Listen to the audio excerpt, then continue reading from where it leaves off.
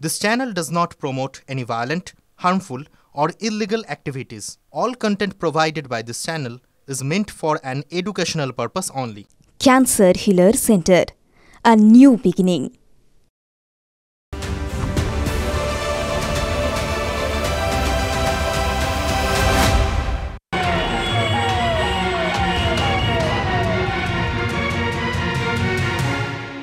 किसी के बाप का बेटा चला गया है, किसी का पुत्र चला गया है।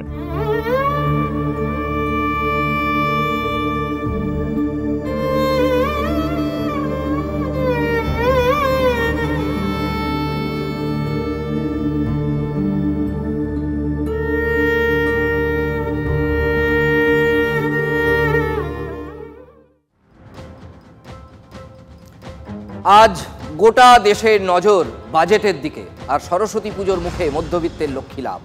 আবার উত্তরপ্রদেশের বাজেটেই তো মহাকুম্ভের জন্য বরাদ্দ হয়েছিল ৭,০০০ কোটি টাকা। ১৪৪ বছর পর মহাকুম্ভ বলে কথা, বড় আয়োজন, বড় সড়ো সব ব্যাপার, কিন্তু সেই বড় মেলাতেই তো মানুষের জীবনের মূল্য কেমন যেন ছোট্ট হয়ে গেল। এত অর্থ বরাদ্দ, টানা প্রস্তুতি প্রচারের পর এমন অব্যবস্থা কেন? শুধু অসহায় মানুষের মৃত্যু তাই তো নয়, মৃত্যুর সংখ্যায় রহস্য, হাসপাতালে TV9-এর প্রতিনিধিকে ঢুকতে বাধা, শ্মশান ও ধাক্কাধাক্কি, ডেথ সার্টিফিকেট ময়না তদন্ত না করেই দেহ পরিবারের হাতে তুলে দেওয়ার গুরুতর অভিযোগ। উত্তরপ্রদেশে পুলিশের চরম অমানবিক আচরণ, সবই দেখলো গোটা দেশ, দেখলো আমাদের এই বাংলা। এখন প্রশ্ন হলো, এই অব্যবস্থার কারণ কি? যোগী প্রশাসনের দিকে উত্তর মিলছে না যোগী প্রশাসনের থেকে। বিরোধীরা তীর ছুটছে, আর স্বজন হারানো পরিবারগুলো তারাও তো দুষছেন যোগী প্রশাসনকে। উত্তরপ্রদেশ পুলিশকেও দুষছেন তারা। মেলা থেকে ফিরে এসে অভিশপ্ত রাতের ভয়ঙ্কর অভিজ্ঞতার কথা বলছেন অনেকেই, শোনাচ্ছেন পুণ্য অর্জনে গিয়ে অসহায় মানুষ কিভাবে কুম্ভের গ্রাসে চলে গেলেন। আজকের TV9 স্পেশাল কুম্ভের গ্রাস, আপনাদের সঙ্গে আমি রাজা চট্টোপাধ্যায়।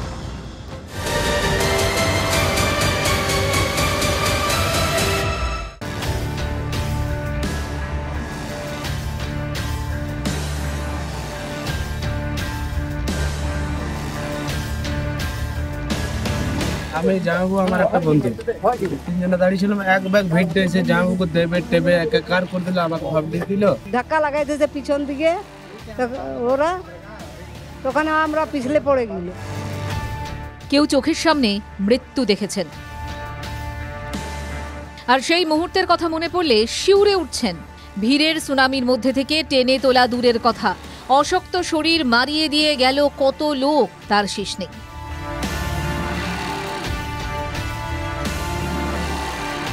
পুণ্যডুব দিতে গিয়ে এমন পরিস্থিতির মুখে পড়ছেন এ রাজ্যের অনেকেই।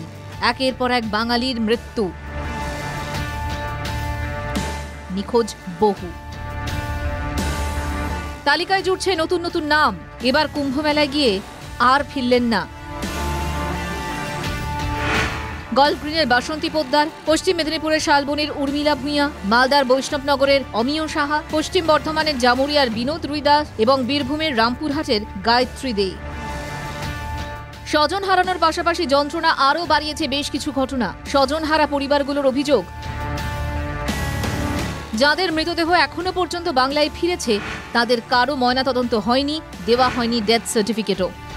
ডেথ সার্টিফিকেটের কথা কি বলবো? বললো 7 থেকে 10 দিন পরে আমাদের এখানে পাঠিয়ে দেওয়া হবে। কেন, কারণটা কিছু বললো না? কোনো কারণ না, পঞ্চনামা রয়েছে, সব পাঠাবে। ডাক্তাররা বলছে পুলিশকে দিতে, পুলিশ বলছে একে বলতে, তারপরে আমাকে ডাক্তার বলে একটা ডাক্তার বলে আপনি তুই এটা নিয়ে যাবেন ছবিটা।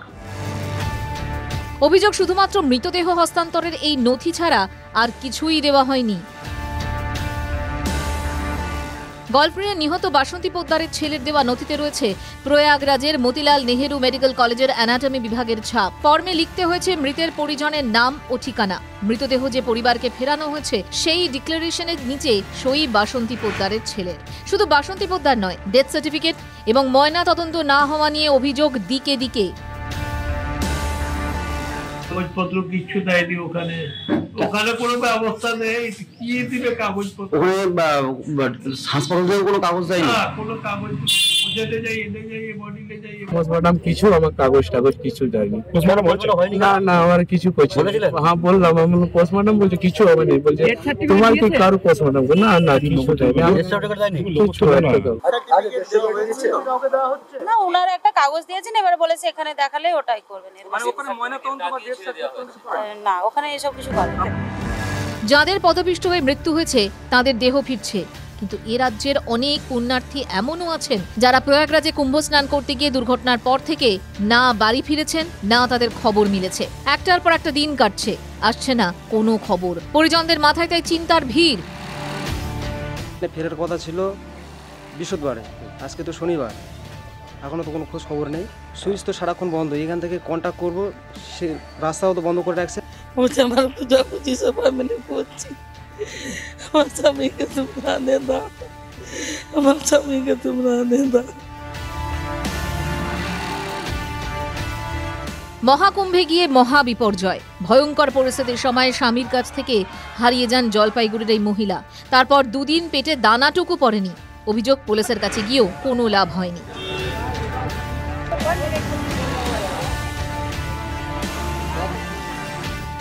সেই অবস্থায় বাড়ি ফেরার তাগিদে ভুল ট্রেন ধরে চলে গিয়েছিলেন বেনারস। এক ব্যক্তির সাহায্যে ট্রেনে জলপাইগুড়ি ফেরেন শিকারপুর চা বাগানের বাসিন্দা রেশমি মিহার।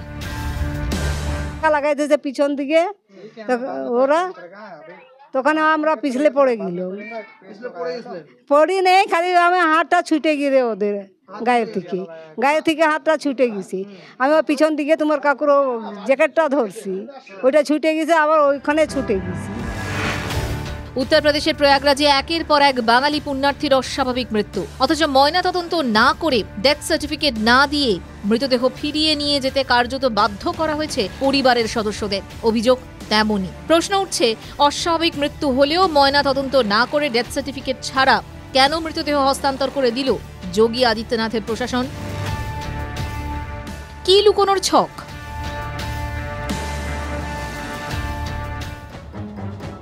যে বাঙালি পুণ্যার্থীরা মহাকুম্ভ থেকে আর ফিরলেন না, তাদের পরিজনরা বলছেন মরেও যে শান্তি নেই। না ডেথ সার্টিফিকেট, না পোস্টমর্টম রিপোর্ট, কিছুই তো নেই স্বজনদের হাতে।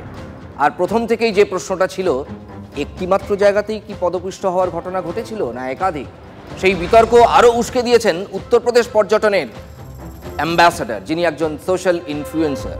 তার আরও দাবি, মৃতের সংখ্যা কোনোভাবেই অন্তত 30 হতে পারে না, তার থেকে বেশি হতেই হবে। পুণ্যার্থীদের একাংশ ঠিক একই সন্দেহ প্রকাশ করছে।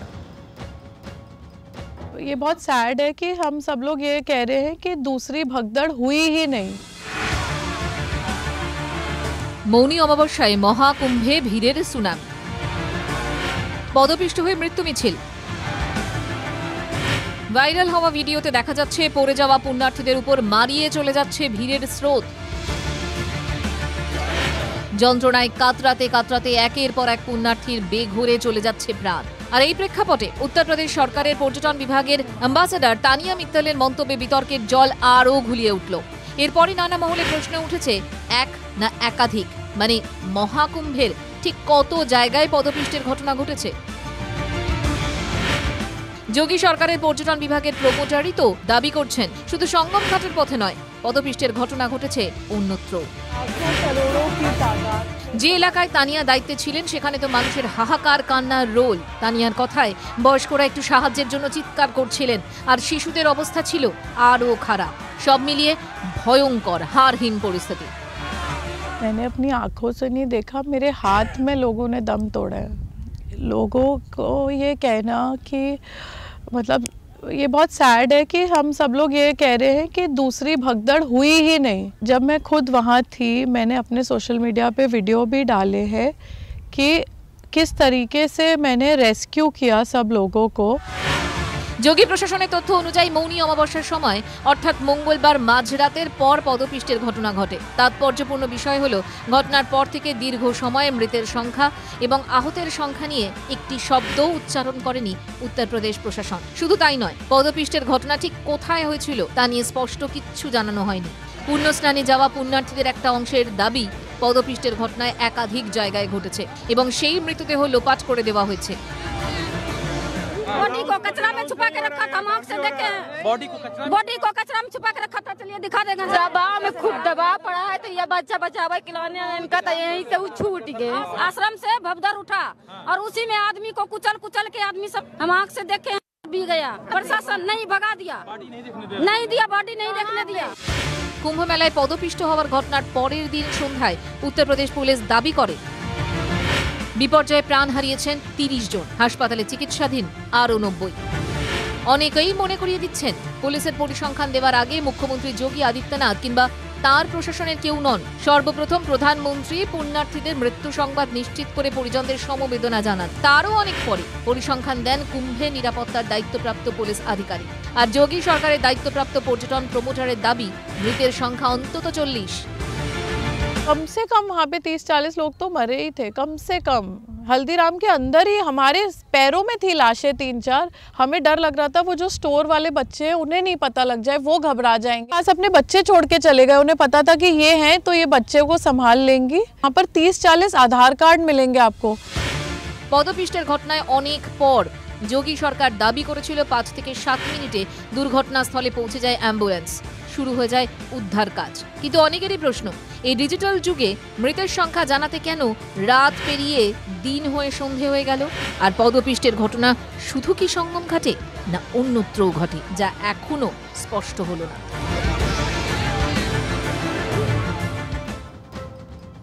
নেই কোনো ডেথ সার্টিফিকেট, নেই কোনো ময়নাতদন্ত রিপোর্ট, শুধু একটা ছোট্ট চিরকুট। সেই চিরকুটে নাম লিখে পরিবারের হাতে দেহ তুলে দিয়ে দায় সেরেছে উত্তরপ্রদেশের সরকার। বাস্তব ছবিটা তুলে ধরতে প্রয়াগরাজের হাসপাতালে গিয়েছিলেন TV9 নেটওয়ার্কের প্রতিনিধি, কিন্তু সেখানে কি হলো চমকে যাওয়ার মতো। দেখুন, ये देखिए, ये 24 मृतकों की लिस्ट है। 30 लोगों का आंकड़ा सरकार के द्वारा जारी कर दिया गया है। 1 2 3 4 5 6 7 8 9 10 11 12 13। हाथ क्यों पकड़ रहे हैं आप? हाथ क्यों? आप धक्का क्यों देंगे? धक्का क्यों देंगे? अरे आप ये, अरे इधर दिखाओ जरा, इधर दिखाओ कैमरा। अरे कैमरे में हाथ क्यों लगाओ? कैमरे में हाथ लगाओ, कैमरे में हाथ लगाएंगे कैसे? कैसे ये छेड़छाड़? हम डेड बॉडी के पास गए हैं, हम लिस्ट नहीं दिखा सकते हैं, हम लिस्ट नहीं दिखा सकते हैं। ये पाकिस्तान है, ये डेमोक्रेसी नहीं है। छिपा रहे हो, आंकड़ों को छिपा रहे हो। अपना परिचय बताइए, अपना परिचय बताइए। अरेस्ट करिए मुझे, मुझे अरेस्ट करिए। दरोगा जी मुझे अरेस्ट करिए, अरेस्ट करिए, अरेस्ट करिए, अरेस्ट करिए मुझे, अरेस्ट करिए, अरेस्ट करिए मुझे, अरेस्ट करिए मुझे, मुझे अरेस्ट करिए, करिए मुझे अरेस्ट करिए। मैं यही खड़ा हूँ। नहीं मिल रही है, एक भी बॉडी नहीं मिल रही है। 4-4 दिन से परेशान रहे। देखो ना, बॉडी देखो। अरे बात करें हम लोग, हाथ नहीं लगाएंगे आप हाथ नहीं लगाएंगे। आप ढंग से बात करेंगे, आप ढंग से बात करेंगे। हाथ लगाओगे, अपना परिचय बताइए। आप अपना परिचय बताइए, कौन है आप? किस अधिकार से आप हाथ लगा रहे हैं? लोग मर गए, मारे गए हैं, लोगों की लाशें नहीं मिल रही है, परिवार यहाँ भटक रहा है, झूठ बोल रहे हो आप। কুম্ভে কিন্তু বিপর্যয় নতুন নয়, বারবার কুম্ভেই বিপর্যয়। মৃতের সংখ্যা নিয়ে প্রথম থেকেই ধাঁধা, ধোঁয়াশা, মৃতদেহ ফিরিয়ে দেওয়া নিয়ে। একটা জিনিস খেয়াল করেছেন, কুম্ভ মেলায় অঘটন নতুন কিছু নয়, একবার পুরনো কিছু ঘটনার দিকে চোখ রাখুন। কুম্ভে বারবার বিপর্যয়। 1954 প্রয়াগরাজে পুণ্য স্নানে চরম বিশৃঙ্খলা, পদপিষ্ট হয়ে মৃত অন্তত 800।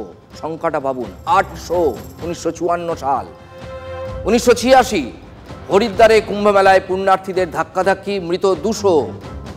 2003 নাসিক পুণ্য স্নানের আগে চরম ঠেলাঠেলি, পদপিষ্ট হয়ে প্রাণ হারান 39 জন।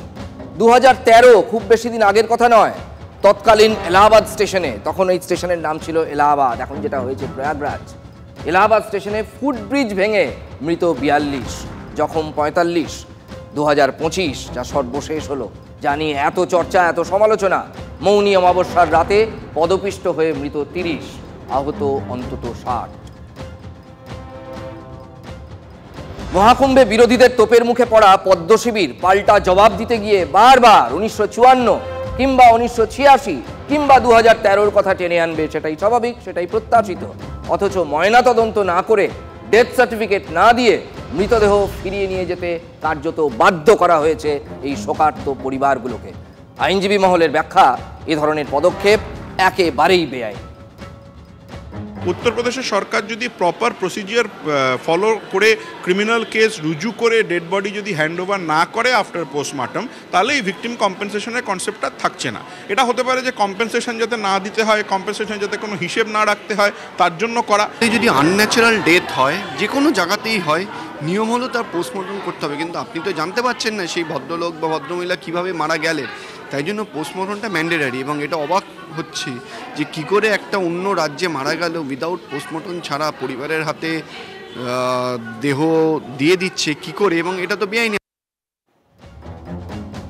দেখুন, দুর্ঘটনাই তার একটা যুক্তি থাকলেও থাকতে পারে, কিন্তু প্রশ্ন হচ্ছে এত বড় দুর্ঘটনা হওয়ার পর প্রশাসন এত ঢাক গুড়গুড় করবে কেন? এবারের যে দুর্ঘটনা হয়েছে তারপর যোগী প্রশাসনের মুখে কুলুপ। বিরোধীরা বলছেন আগাগোড়াই কি এই বিপর্যয় ধামাচাপা দেওয়ার চেষ্টা করেছিলেন যোগী প্রশাসন? সেই চেষ্টা কি এখনো চলছে? শুক্রবারের পর এদিন বাজেট অধিবেশনেও মহাকুম্ভে পদপিষ্ট হওয়ার ঘটনা নিয়ে দ্রুত আলোচনা চেয়েছিলেন বিরোধীরা। সেই সুযোগ না পাওয়ায় ওয়াকআউট করেন বিরোধীরা।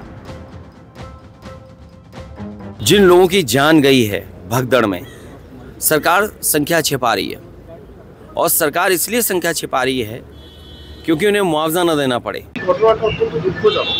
এত মানুষ যখন যাবে, একটা মিনিমাম ব্যবস্থাপনা প্রস্তুতি তো দরকার। এখানে প্রস্তুতি কম, ব্যবস্থাপনা কম, পরিকল্পনা কম, প্রচার ঢাকঢোল পিটিয়ে পাবলিসিটি বেশি। বিজেপি তো প্রথম থেকেই বলছে এত বড় একটা কর্মকাণ্ড ছোটখাটো ভুল হয়েই যেতে পারে, আর বিরোধীরা তো ভয়ের আবহ তৈরি করতে চাইছে। তৃণমূল কংগ্রেস কোনো ইস্যু না পেয়ে জল ঘোলা করার চেষ্টা করেছে। একটা দুর্ঘটনা ঘটেছে এবং সেই দুর্ঘটনা অনভিপ্রেত, কিন্তু এত মানুষ একসাথে এসে যাওয়ার জন্য এই ধরনের দুর্ঘটনা ঘটেছে। আমি উত্তরপ্রদেশ সরকারের সাথে কথা বলে আপনাদের ডেথ সার্টিফিকেট যেন সঠিকভাবে আপনারা পান তার ব্যবস্থা করব, এবং তার সাথে সাথে শুধু তাই নয়, আপনাদের যে আর্থিক সাহায্য পাওয়ার কথা সেই আর্থিক সাহায্য আপনারা পাবেন। সুতরাং কাল যেখানে পরিস্থিতি দাঁড়িয়েছিল আজ সেখানেই রয়েছে। এই তরজা অনন্ত তরজা। দেখুন, যে পরিবারগুলো তাদের স্বজনকে হারালেন, তারপর আমরা তাই কালকে বিকেলের বিতর্কে বারবার বলেছিলাম মরার ওপর খাড়ার ঘা। একে তারা তাদের স্বজন হারিয়েছেন, এবার প্রশাসনিক জটিলতা। কি হবে বিমার, কি হবে ক্ষতিপূরণের, ডেথ সার্টিফিকেট পেতে কি আবার ফিরে যেতে হবে সেই উত্তরপ্রদেশ প্রশাসনের কাছেই? অনেক প্রশ্ন নিয়েই আজকে শেষ করছি এই স্পেশাল শো।